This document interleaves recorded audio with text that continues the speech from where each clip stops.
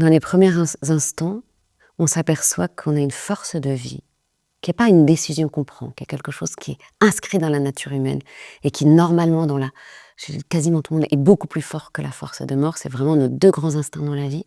Et que cet instinct-là, il s'est mis en branle de toutes ses forces pour nous maintenir en vie.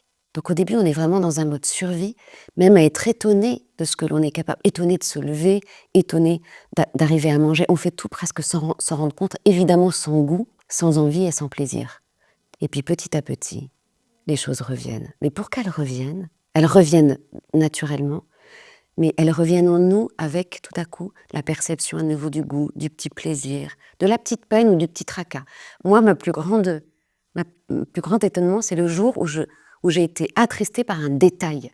Parce que je me suis dit, toute ma vie va être à l'aune de ma souffrance. C'est-à-dire une immense souffrance, je ne pourrai plus jamais ressentir de bonheur qu'un aussi grand bonheur que ma souffrance. Donc rien n'est aussi grand que ma souffrance. Et tous les restes, les petits tracas de la vie, je ne vais plus les ressentir. Et donc ça nous fait perdre un peu le sentiment d'être vivant. Mais petit à petit, on y arrive, mais c'est un jour après l'autre, un instant après l'autre, parfois une minute après l'autre.